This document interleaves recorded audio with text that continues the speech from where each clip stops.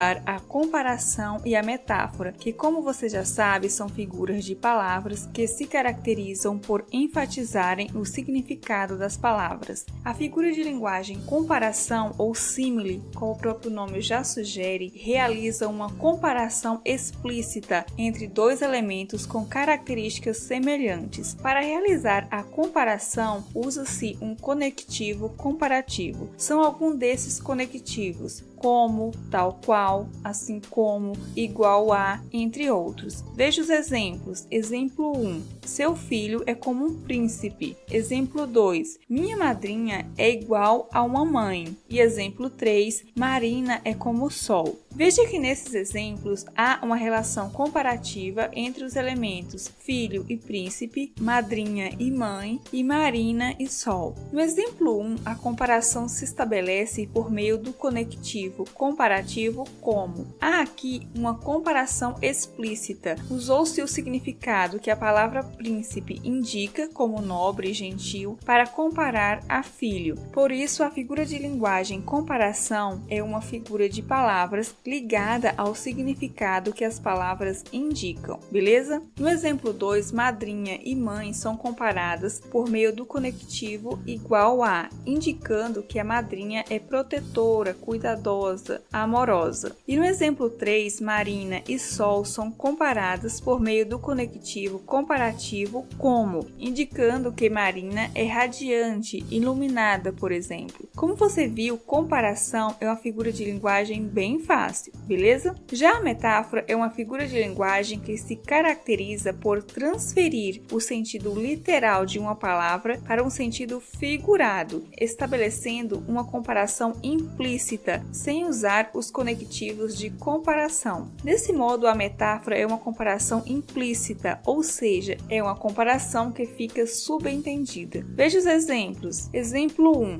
Minha mãe é uma leoa. Exemplo 2. O motorista é uma lesma. E exemplo 3, Pedro é um gato. Perceba que aqui não há nenhum conectivo comparativo, como aparece nos exemplos anteriores. A comparação aqui é implícita, ou seja, está subentendida. Há uma associação entre mãe e leoa, motorista e lesma, Pedro e gato. Note que no exemplo 1 usou-se o significado literal atribuído à leoa e transferiu em um sentido figurado à mãe, indicando que ela é corajosa. Aqui eu não disse minha mãe é como uma leoa, eu disse minha mãe é uma leoa. Não há o conectivo como, o que caracteriza a figura de linguagem metáfora. O mesmo ocorre no exemplo 2 e exemplo 3. No exemplo 2, usou-se o significado real de lesma e atribuiu em um sentido figurado ao motorista, para indicar que ele é muito lento. E por último, no exemplo 3, houve uma analogia entre Pedro e gato.